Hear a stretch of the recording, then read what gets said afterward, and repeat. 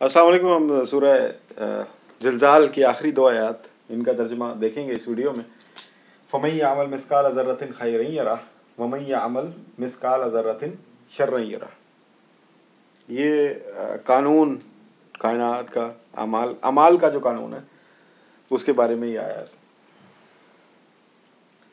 फ़ा का मतलब फिर,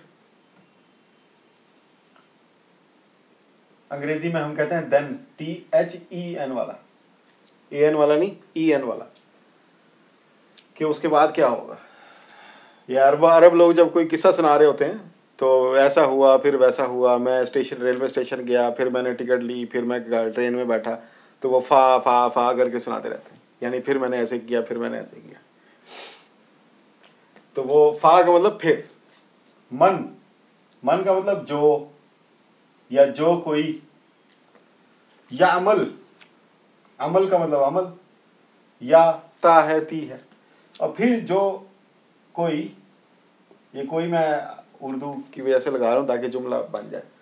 फिर जो कोई अमल करता है, अमल करता है, फिर जो कोई अमल करता है, मिसकाल, ये शकल फिर आ गया, और मी, जैसे अरबी में है अलग,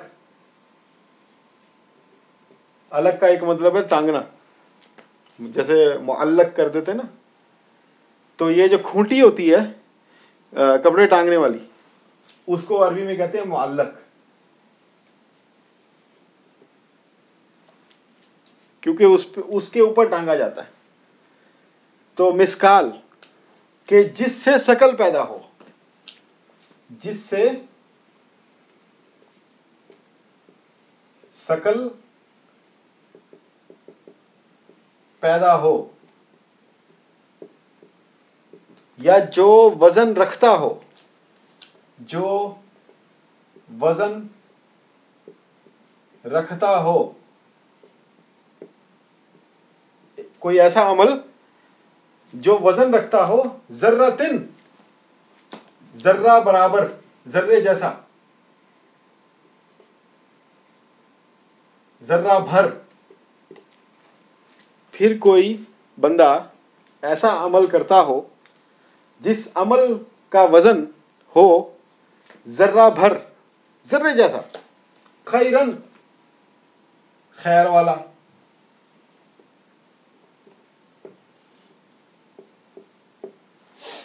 खैर का काम किया, लेकिन इतना छोटा सा किया कि उसका वजन जर्रे बराबर था अगर उसको तोला जाए किसी भी तरीके से। यराह, तो वो देख लेगा, रुयत यहां पे आ गया, तो वो देख लेता है भी है।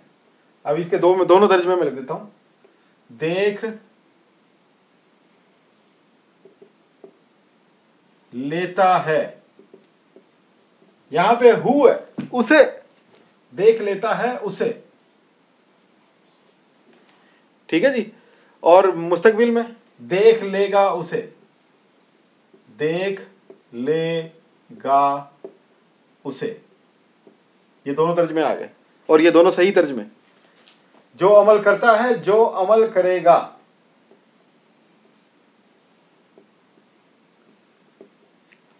ये दोनों तर्जमे भी ठीक है।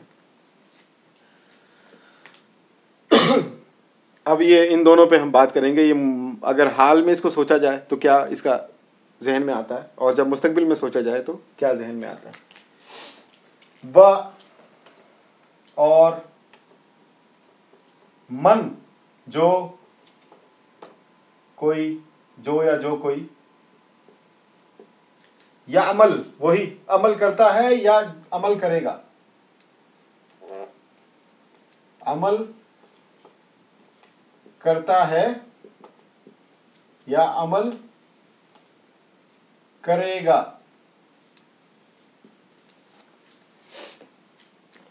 मिसकाला जर्रा, वही मिसकाला जर्रतिन, एग्जैक्टली वही, जिससे शकल पैदा हो जो वजन रखता हो, जर्रतिन जर्रा भर,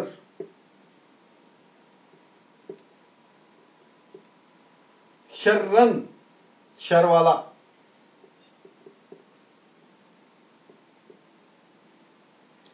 यराहू देख लेता है उसे,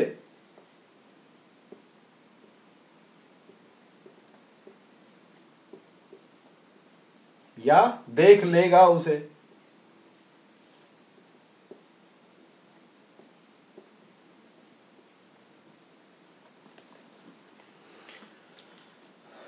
अब इसका तर्जुमा क्या बना?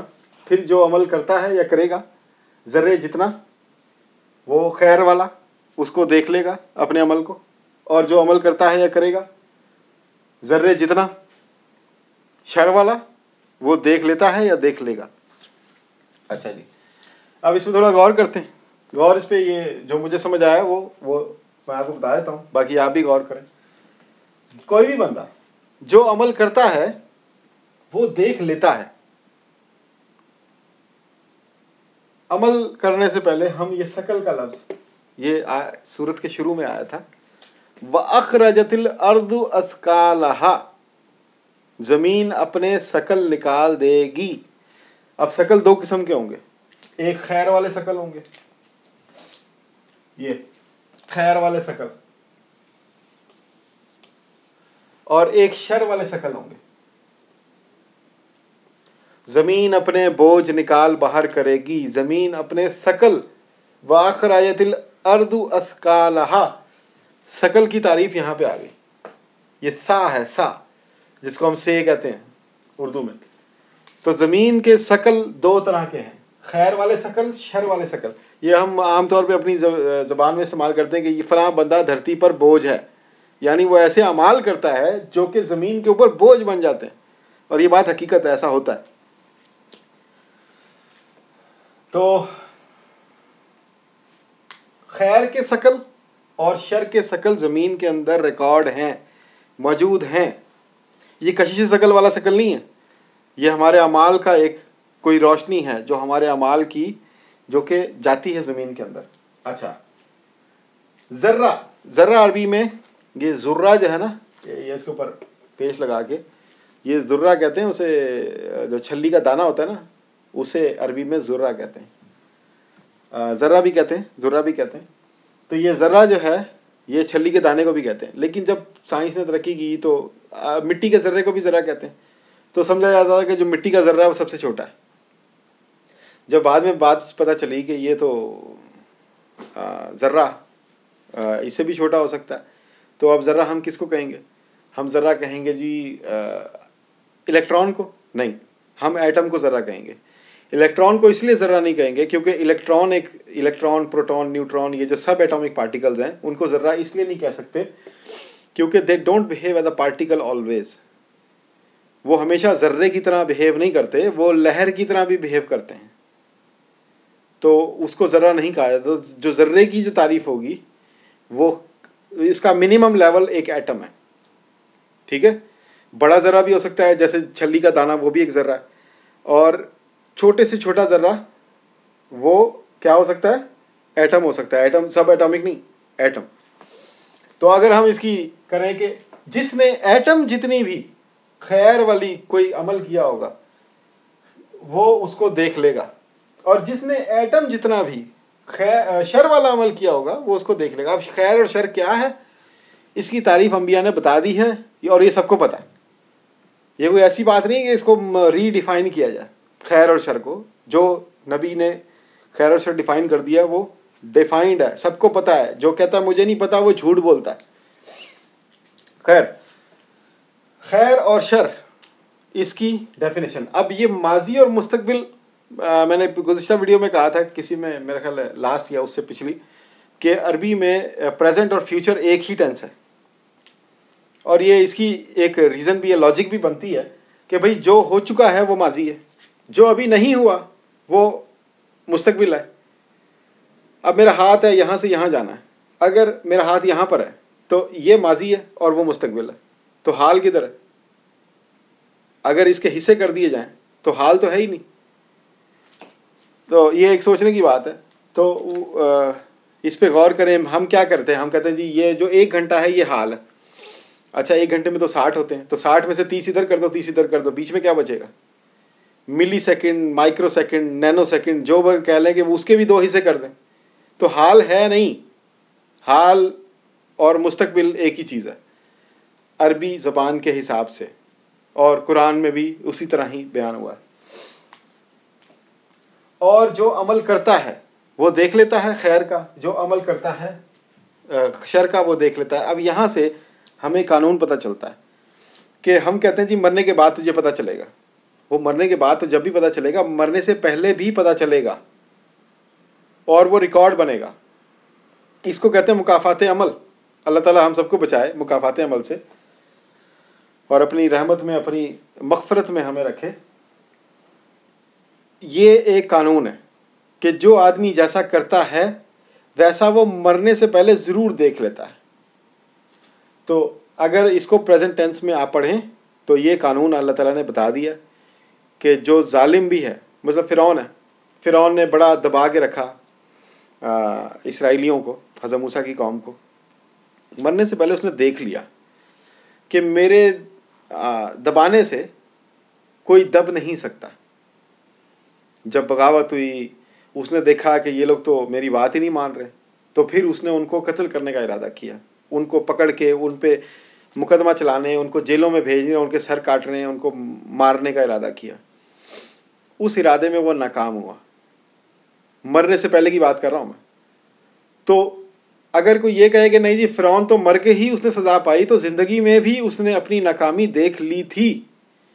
जिस तरह वो पीछे भाग रहा था रात को इसराइलियों के, ये इसका उस तरह भागना इस बात का सबूत है कि वो देख चुका था कि मैं अब नाकाम हो रहा हूँ। उसने अपनी नाकामी अपने सामने देख ली थी कि ये तो मेरे हाथों से निकल गए, तो अपनी नाकामी को कवर करने के लिए वो उनके पीछे भागा था।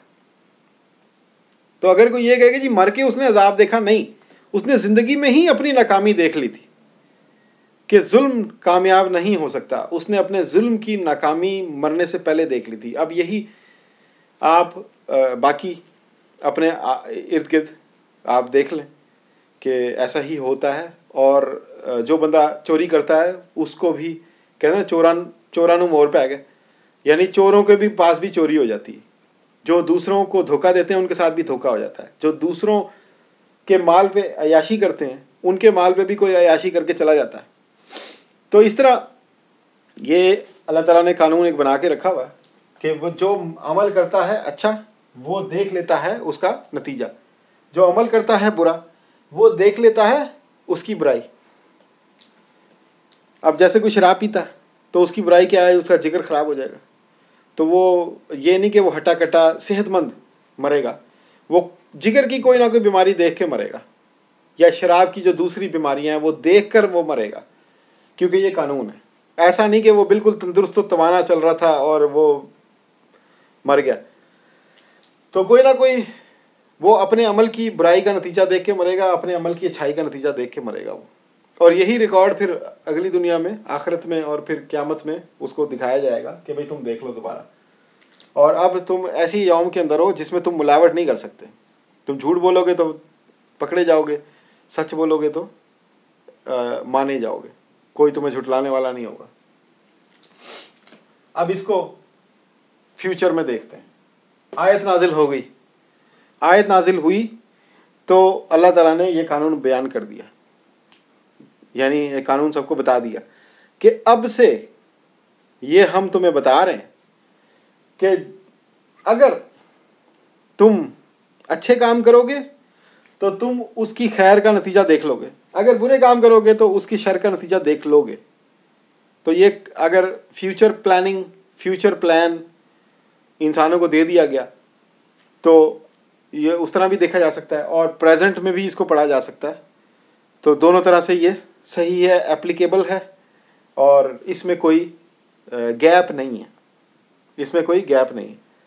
तो ये आप इस आयत, इन आयात को ये आखिरी आयत है, इसके बाद ये सूरत ख़त्म हो गई है। आप इस पर गौर करें। और ये तो है कि कुरान एक ऐसी चीज़ है, सारी उम्र ही इस पर गौर करते रहें तो ये कभी इसकी इंतहा को बंदा नहीं पा सकता। तो आप इन पर गौर करें और इंशाल्लाह अल्लाह ने तौफीक दी तो अगली वीडियो में किसी और सूरत को शुरू करेंगे और उस पर तर्जुमा और गौर व फिक्र करेंगे। शुक्रिया।